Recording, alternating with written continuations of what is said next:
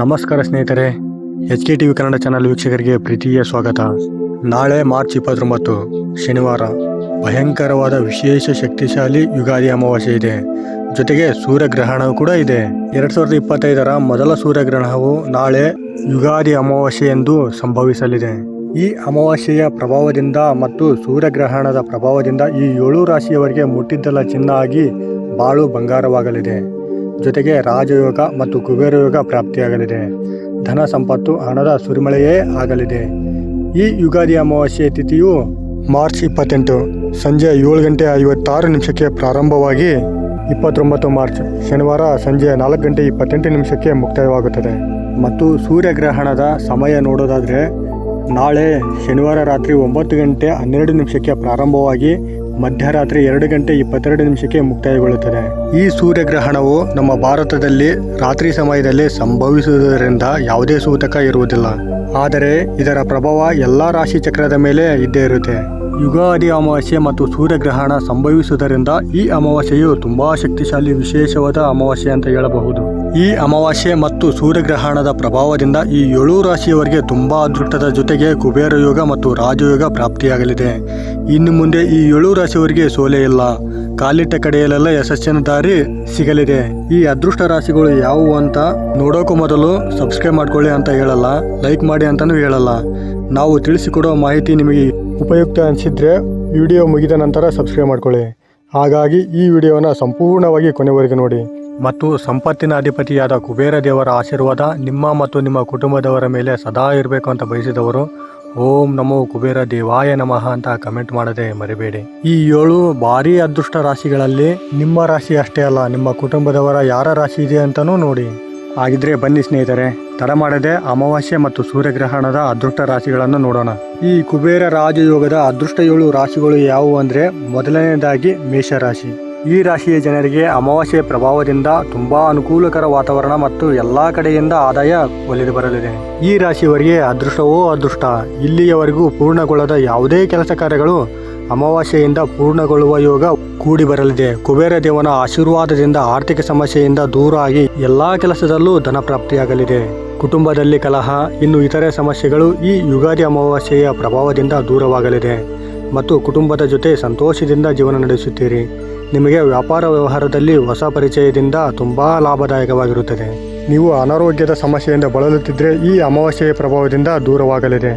ಮತ್ತು ವೃಷಭ ರಾಶಿ. ಈ ರಾಶಿಯವರು ಸೂರ್ಯಗ್ರಹಣ ಮತ್ತು ಯುಗಾದಿ ಅಮಾವಾಸ್ಯೆಯ ಪ್ರಭಾವದಿಂದ ಉತ್ತಮವಾದ ಜೀವನ ಪ್ರಾಪ್ತಿಯಾಗಲಿದೆ. ಜೀವನದಲ್ಲಿ ಸುಖ, ಶಾಂತಿ, ನೆಮ್ಮದಿ ಸಿಗಲಿದೆ. ಅದೃಷ್ಟ ಅನ್ನುವುದು ನಿಮ್ಮ ಮನೆಯ ಬಾಗಿಲಿಗೆ ಬರಲಿದೆ. ಎಲ್ಲ ಕೆಲಸ ಕಾರ್ಯಗಳಲ್ಲಿ ಯಶಸ್ಸು ಸಿಗಲಿದೆ. ಜೊತೆಗೆ ಆದಾಯದ ಮಾರ್ಗಗಳು ತೆರೆಯಲಿವೆ. ಮತ್ತು ಕೋರ್ಟ್ ಕಚೇರಿಗಳಲ್ಲಿ ಯಶಸ್ಸು ಸಿಗಲಿದೆ. ಹಾಗೂ ಸಮಾಜದಲ್ಲಿ ಹೆಸರು, ಕೀರ್ತಿ ಸಿಗಲಿದೆ. ಆರೋಗ್ಯ ಸಮಸ್ಯೆಗಳಿದ್ದರೆ ಈ ಸೂರ್ಯಗ್ರಹಣ ಮತ್ತು ಅಮಾವಾಸ್ಯೆಯ ಪ್ರಭಾವದಿಂದ ಮುಕ್ತಿ ಹೊಂದುವಿರಿ. ಹಾಗೂ ಕರ್ಕಾಟಕ ರಾಶಿ.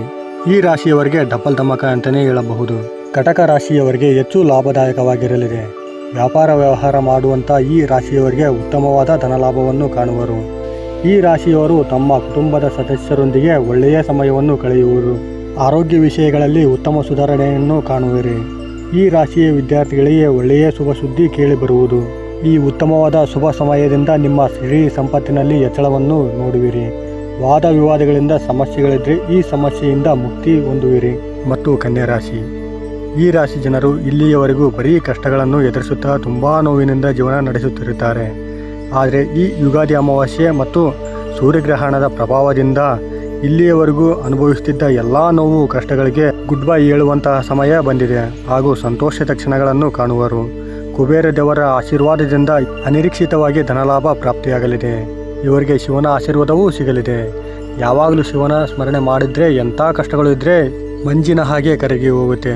ಕುಟುಂಬದ ಜೊತೆ ತುಂಬಾ ಸಂತೋಷದ ಕ್ಷಣಗಳನ್ನು ಕಳೆಯುವರು. ರಾಜಯೋಗ ಕೂಡಿ ಬರುವುದು. ವ್ಯಾಪಾರ ವ್ಯವಹಾರದಲ್ಲಿ ತುಂಬಾ ಧನಲಾಭವಾಗಲಿದೆ. ಅಂದುಕೊಂಡ ಕೆಲಸಗಳು ಯಾವುದೇ ಅಡೆತಡೆ ಇಲ್ಲದೆ ಸರಳವಾಗಿ ಮುಗಿಸುವಂಥ ಯೋಗ ಪ್ರಾಪ್ತಿಯಾಗಲಿದೆ. ಮತ್ತು ವಾಹನ ಖರೀದಿ, ಮನೆ ಖರೀದಿ ಯೋಗ ಕೂಡಿ ಬರಲಿದೆ.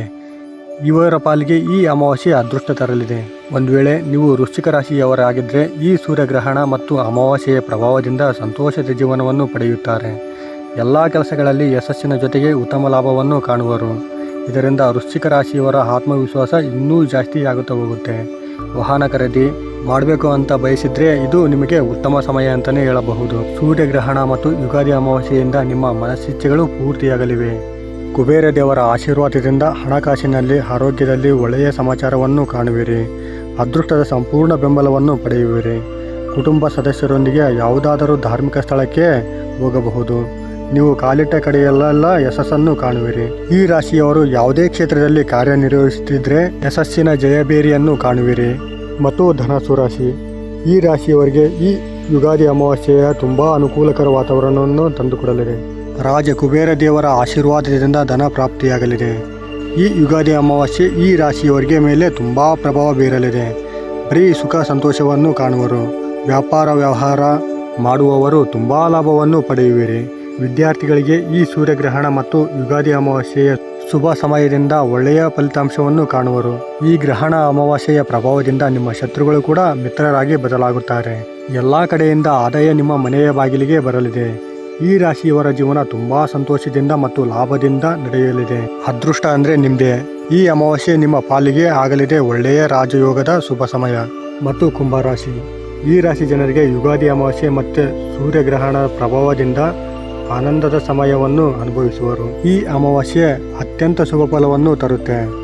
ಕುಬೇರ ಆಶೀರ್ವಾದದಿಂದ ಐಶ್ವರ್ಯ ಪ್ರಾಪ್ತಿಯಾಗಿ ರಾಜ ವೈಭೋಗದಿಂದ ಜೀವನ ನಡೆಸುತ್ತೀರಿ.